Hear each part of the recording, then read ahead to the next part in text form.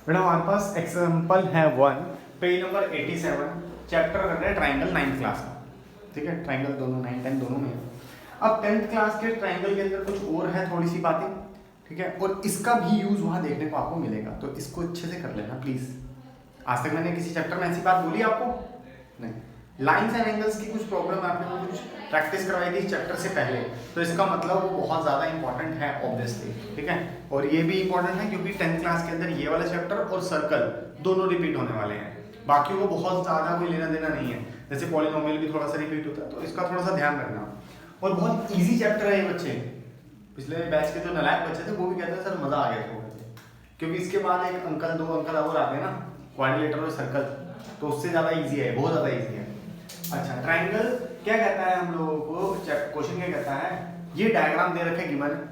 Diagram अगर given हो, इस डायग्राम में बहुत सारी चीजें पहले से समझ आ रही है हम लोगों को। ठीक है, क्या गिवन है, OC is equal to OD, OA is equal to OB। जब इन्होंने एक लाइन इधर और एक लाइन इधर लगाई, इसका मतलब ये वाली साइड इसके इक्वल है, ये वाली साइड इसके इक्वल है, और इन्होंने ऐसे ऐसे करके भी मार्क किया हुआ है। मुझे नहीं पता वो गिवन है इक्वल या नहीं है, ठीक है, लेकिन अगर हम लोग देखें इन दो ट्राइंगल्स को हमें कॉन्ग्रुएंट प्रूफ करना है। कह रहा है triangle AOD, angle AOD and triangle BOC, ये दो ट्राइंगल मुझे कॉन्ग्रुएंट प्रूफ करने। कॉन्ग्रुएंट समझते हो? ठीक है, हर रिस्पेक्ट में दो ट्राइंगल एग्जैक्टली सेम हैं। तो कॉन्ग्रुएंसी के लिए हम लोगों के पास 5 रूल होते हैं, जिसके अंदर से RHS अभी मैंने आपको नहीं समझाया। ठीक है, सबसे लास्ट में समझाऊंगा क्योंकि सबसे लास्ट में उसके क्वेश्चंस आते हैं। अभी मेरे पास 4 रूल हैं, ठीक है, देखते हैं उनमें से ये अप्लाई होता है या नहीं होता। क्लियर है? अब मेरे पास दे रखा है, हम क्या करेंगे, इन ट्राइंगल, कौन कौन से ट्राइंगल है, AOD एंड ट्राइंगल COB। अच्छा, जो कॉन्ग्रुएंसी लिखते हैं ना, वो किस तरीके से लिखना है, आंसर रिप्रेजेंट करना है, वो भी एक तरीका है। ठीक है ना, क्योंकि कई टीचर्स उसके भी नंबर डिडक्ट करती हैं, समझो। अब मेरे पास है AOD, देखो AOD मतलब ये वाला और COD मतलब ये वाला। हम क्या लिखते हैं, AO is equal to OB, AO is equal to BO। ठीक है, जो AO है वो BO के इक्वल है, बताया था ना पहले क्वेश्चन में, ऊपर बताया हुआ। देखो क्या बोलेंगे, कैसे पता लगा, क्योंकि गिवन था, गिवन से पता लगा। सेकंड थिंग क्या है हमारे पास, OD is equal to OC, जो OC है वो OD या OD जो है OC के बराबर है। यहाँ तक कोई दिक्कत परेशानी? ये भी कहाँ से पता लगा, गिवन है, दिमाग भी लगाया हमने। अब आती है बात, angle 1 is equal to angle 2, इसको एंगल 1 और इसको एंगल 2 ले लें। रीजन क्या है, वर्टिकल ऑपोजिट एंगल। आप शॉर्टकट नहीं लिखोगे, आप पूरा लिखोगे वर्टिकली ऑपोजिट एंगल। ठीक है, अब यहाँ पे ध्यान से देखो कौन सा कॉन्ग्रुएंसी रूल बन रहा है, साइड एंगल साइड। क्या ये होता भी है? होता है, बीच में सैंडविच एंगल बनता है, तो SAS इज अ कॉन्ग्रुएंसी। हम लिखेंगे ट्राइंगल। अब देखना कॉन्ग्रुएंसी कैसे दिखते हैं, वैसे तो इसमें लिखी हुई है एग्जैक्टली ये टाइप के लिख सकते हैं, लेकिन इसको तरीके से लिखना क्या है, कैसे लिखते हैं वो देखो। AOBO के इक्वल है, तो हम ट्राइंगल कैसे लिखेंगे, यहाँ पे triangle which is equal congruent to which, तो AO and congruent to triangle BO। AOBO के इक्वल थी, इसलिए ट्राइंगल का नाम भी ऐसे लिखना पड़ेगा, AOBO। ठीक है, अब ध्यान से देखो, ODOC, तो यहाँ पे ODOC, ट्राइंगल का नाम देखो इन्होंने ऐसे दे रखा है। यहाँ तो इसने बोला है कि कॉन्ग्रुएंट प्रूफ करो, कहीं कहीं आपको कॉन्ग्रुएंट प्रूफ खुद करना होगा, क्योंकि अगला पार्ट उसका वैसा होगा। ठीक है, तो आप लोग कॉन्ग्रुएंसी कैसे लिखोगे, ट्राइंगल्स कैसे लिखोगे, थोड़ा सा ध्यान देंगे। क्लियर है? कॉन्ग्रुएंट का मतलब क्या है, अब इसका साइज इसके साइज के एग्जैक्टली बराबर है, हर एक साइड एक जैसी है, एक जैसी मतलब कि ये इसकी जैसी है, ये इसकी जैसी है, तो ये वाली किसकी जैसी होगी, इसकी जैसी, पक्की बात है।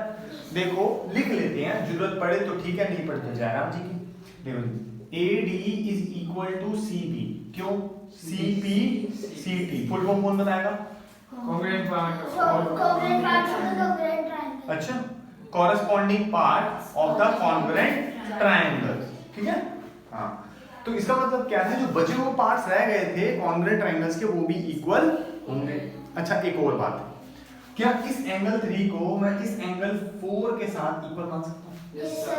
ध्यान से देखो, ये ट्रायंगल ना एग्जैक्टली ऐसे का ऐसे इक्वल नहीं है। ये ट्रायंगल को मैं कट कर दूं तो ये एग्जैक्टली इसके ऊपर नहीं चढ़ जाएगा, ये रोटेट होके जाएगा, क्योंकि ये पार्ट इसके इक्वल है ना, तो ये कैसे जाएगा, ये रोटेट होगा, ये पार्ट इधर आएगा और ये पार्ट इधर जाएगा।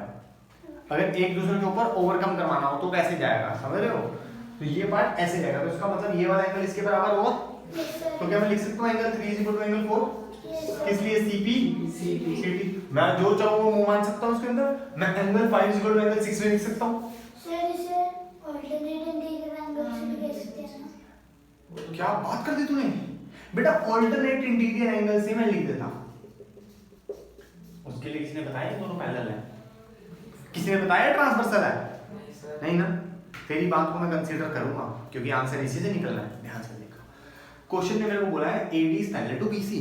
तेरी बात आ जाएगी। अब देख, कह रहा है AD is parallel to BC। मैंने कहा अच्छा, मैंने कहा मेरे पास एंगल 3 एंगल 4 के बराबर है, चाहे मैंने CP CT से निकाला है, लेकिन अगर कन्वर्स ऑफ AI ये बात करूं, ऑल्टरनेट इंटीरियर एंगल का पहला कंडीशन होता है कि दो लाइन पैरेलल हो, बीच में ट्रांसवर्सल जा रही हो, फिर अंदर वाले एंगल जो ऑल्टरनेट होंगे वो इक्वल होंगे। एग्जांपल, पहले दो पैरेलल लाइन में कंडीशन है AIA, ऑल्टरनेट इंटीरियर एंगल की कंडीशन सुनो। दो पैरेलल लाइन होनी चाहिए, बीच में ट्रांसवर्सल होना चाहिए, ठीक है। उसके बाद क्या होता है, Z बनता है, याद है ये। तो ये वाला एंगल इस वाले एंगल के इक्वल हो जाएगा। आई बात समझ? ऑल्टरनेट इंटीरियर एंगल इक्वल हो जाएंगे कब? जब ये पैरेलल हो। अब हमारे पास पहले ही ये दो एंगल इक्वल है, तो अब converse of alternative interior angle क्या कहता है? अगर आपके पास ये दो एंगल ऑलरेडी इक्वल हैं, तो इसका मतलब ये दोनों लाइंस पैरेलल हैं और ये ट्रांसवर्सल है। तो आप क्या लिखोगे? As angle 3 angle 4 CP CT से हमने तो किया है, but and if angle 3 is equal to angle 4, ठीक है, is equal, तो किस लिए इक्वल हम लोग कह सकते हैं? कन्वर्स ऑफ, अगर हम लोग इस पे लगाएं कन्वर्स ऑफ AIA, तो इससे क्या समझ आता है?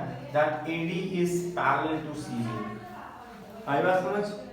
ये भी एक तरीका है, एक तरीका आपकी बुक ने किया है, तीसरा भी एक और तरीका होता है इसको प्रूव करने का। ये समझ आया? ठीक है, ये भी वैलिड है।